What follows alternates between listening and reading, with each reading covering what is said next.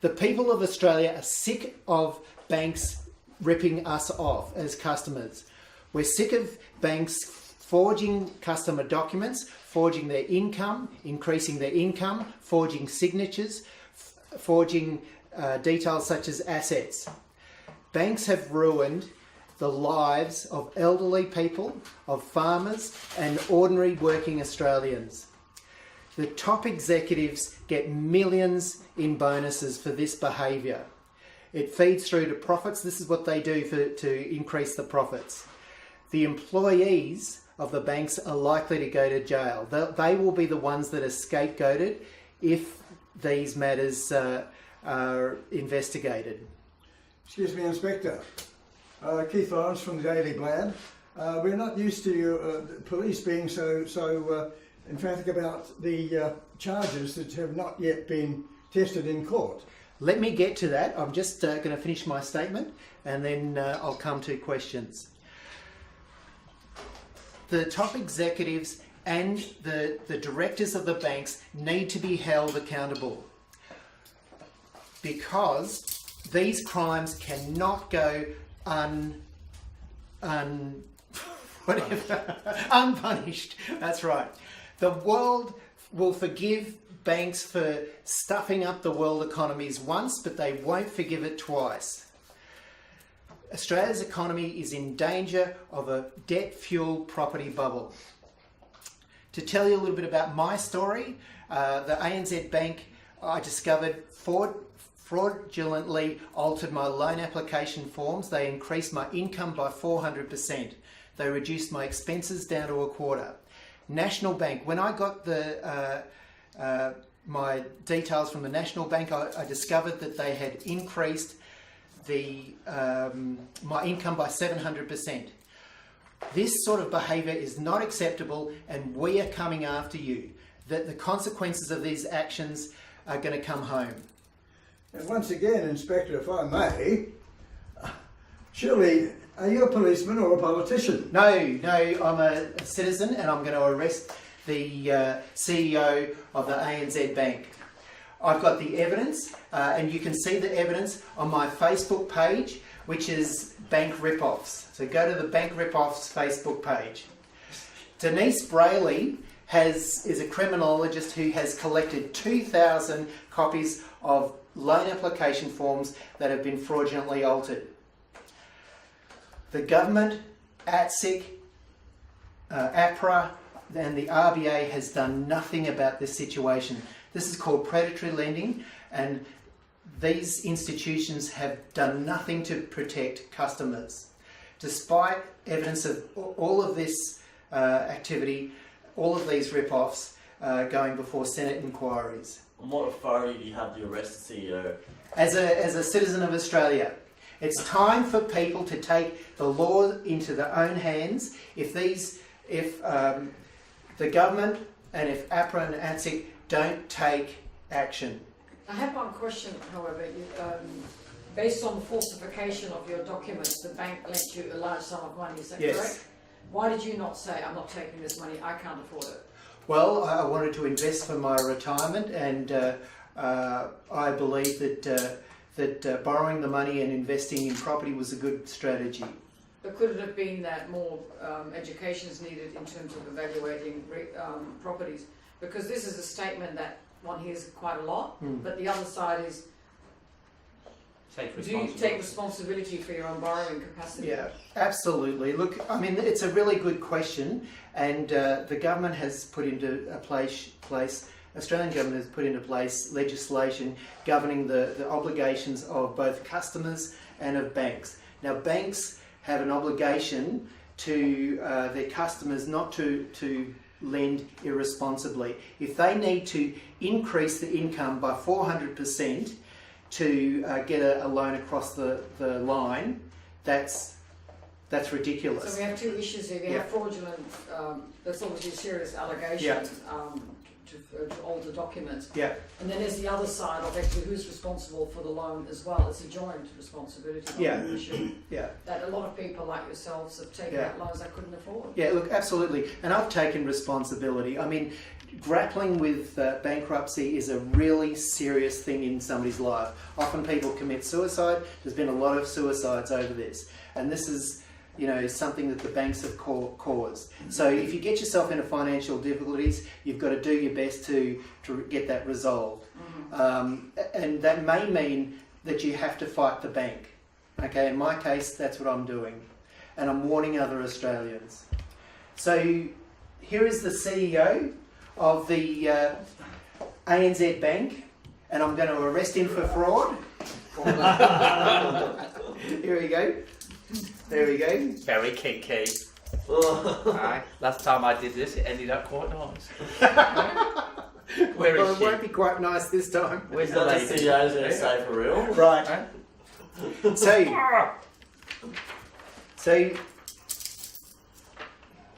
Mr. CEO, you're under arrest for fraud.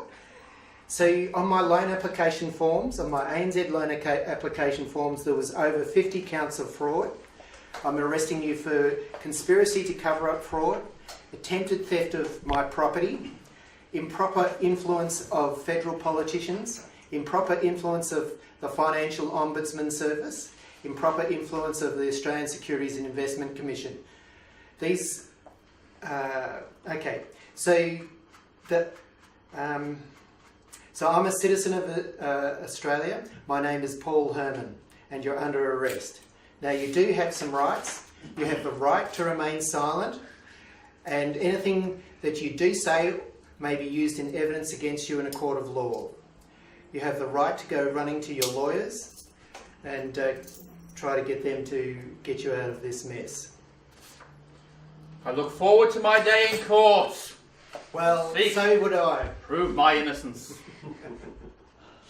Okay, any more questions from the press? You need a... What's your favourite colour? Come on, I want some serious questions about this Well, what chances serious do you have situation. to- What do you plan to do if you may arrested him? Take him to the police. What will they do? If you'd like to come along, hopefully they will put him in jail. What if they don't? I thought Well- he was a policeman. No, it's not. We got it all on film. We'll keep repeating it on YouTube. Oh, So, What any makes more you- questions from the press? What brand of handcuffs are they? They're just cheap. Very cheap. You plan to give better This is a handcuffs symbolic. today. This is a symbolic Yes. arrest. What do you hope to get out of That's it? Okay. And I So agree with you. you're- It's a load of... Oh, sorry. You're right. So what we want to do is we want to get this. There's a serious matter here, and we want to get this out to all Australians. We believe that somewhere between 30 and 50% of all loan application forms have been fraudulently altered. The government's done nothing. ATSIC has done nothing, and it's really time that action was taken on this. It's just ridiculous. Evidence has been given to the Senate. It's time that Australians were protected. As I said, Australia has a household debt of 124% of GDP. That's outrageous. It's unprecedented, and it puts our whole economy at risk. Economists around the world are saying that Australia's household debt is extremely high and is of concern. In What Australia, message do you have for people who are taking out loans? look, I In just terms of think, them taking look, responsibility. it's a good question. Look, you know, you've got to do the best research that you can, but you're not an expert, and the banks need to, I mean, they certainly do have the expertise to evaluate every loan, okay? Somebody who is ambitious and they want to get ahead, they want to make provision for their retirement, they're going to invest and they're going to borrow, and borrowing has a role to play. But banks need to be prudent. Everybody needs to be prudent, and you know, people such as myself or anybody else, any other Australian, needs to be prudent in their actions. I was inexperienced and, you know, too gung-ho, and that the bank lent me money when they shouldn't have. So I gave them my tax returns. They ignored my tax returns and forged my documents to say that I was earning a lot more. So what are you saying? Are you saying was that the banks or was that an individual loans officer who did that and was under pressure to give out loans? Yeah, look, absolutely. It was individual employees that were doing this, and the system has been set up by the banking executives, okay, and they've done nothing to monitor for fraud, and the bank employees are the ones that are going to go to jail. They're the ones that are going to carry the can for this. It's just disgusting behaviour. Can I be a journalist for a second? Yeah. For everybody in Australia who is a current homeowner right now and their home is their greatest investment, why would they back tighter restrictions now, knowing that that is going to reduce the supply of people willing to buy their house? Won't your actions actually encourage a correction in the market? Look, that's a really thoughtful question, and I just say, look, it's got to be done sometime. I think personally that we should drop the restrictions on foreign ownership of Australian property at the moment, and we'll sell all our overpriced property to the Chinese and buy it back later after the bubble bursts. But look, I don't know. Seriously, I don't know. It's a serious problem. And governments are now giving more incentive to first home buyers to buy, and I just think it's appalling to sell overpriced property to first home buyers that'll have this chain around their neck. Can you put pressure on the real estate industry to have them ease up on the expectations of owners to get more for the property they want to sell? In other words, it's greed comes into it, yes, but then you have real estate agents always saying, we can get more for your property, we can get more, and yet nobody even talks about them. They're the ones that keep pushing the price, because of the commission. Yeah. And yet no one ever talks about it. Look, this whole thing is caused by greed. You've got the greed of the banks, you've got the greed of investors, you've got the greed of homeowners very often. We're all motivated by greed, and the real estate industry should stop certainly. somewhere. It's got to be highlighted. So it's got to be exposed somewhere along the line. Somebody has to make a start somewhere, and I think the real estate industry is a good place to start. Yeah, look, it is, and right through the property industry, we need to have ethics. So it's absolutely critical that banking industry has ethics. That's a difficult and they're the one. worst. That's a difficult one, that one. Yeah. After all this period of being unethical, suddenly you want them to be ethical? Yeah. That's going to be a hard one. Well, I would say, and this is what many economists are concerned about, is that the poo is going to hit the fan. And if the poo hits the fan, it's a great opportunity to clean out the banking industry. There's going to be very serious consequences for the economy, but that's the obvious time to do it. Relying on the poo to hit the fan is one of those 60 to 70 year old, they're spaced out 60 to 70 years apart. And it's a long time to wait for the poo to hit the fan in order to clean out a corrupt system. Yeah. I think it's a mess, and I don't know what the answer is. I think that we need to. I just think that the sooner we act, the more people are going to be saved from the consequences of the economic consequences or the consequences of the banks committing crimes. And possibly the failure of your investment is a warning signal and a message to those other new would-be investors. Yeah, absolutely. And I think that there is in the community there's a collective wisdom, and that we need to share. Well, there's an honesty in mistakes what we you're make. coming forth with. Actually, come up and said, "I failed." Yeah. But using that as a vehicle to warn other young people who might otherwise rush into buying. Yeah.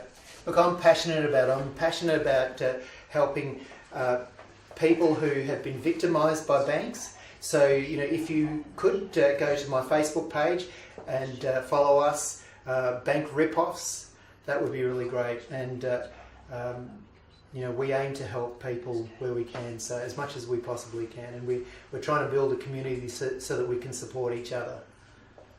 I have one question. Yeah. Before we wind up. when did you find out the banks had falsified your statements? Okay, I got into financial difficulties 2011, 2012. No, when did you find out? So I then was advised to ask for my loan application form. So When did you got a loan? When Yeah. did you get the loan? I got the loan. I got NAB loans in 2005. And when did you find out they'd been falsified? Not until about 2015. It was a long process to drag the information out of the National Bank. National Bank did not want to part with that information. They said that they destroyed my loan application forms. They gave all sorts of excuses. Eventually, I went to the Privacy Commissioner. Had you got like independent evaluations of your properties, and had you like taken care of the DSLRs and the LVR percentages and that sort of thing? Yeah. National Bank gave me 80% loan to value ratio on land without income. So it was a full documentation loan. I gave them tax returns. So it's, I mean, alarm bells should ring when a bank gives 80% LVR on land with no income. That's really unusual Yeah. behaviour. Okay.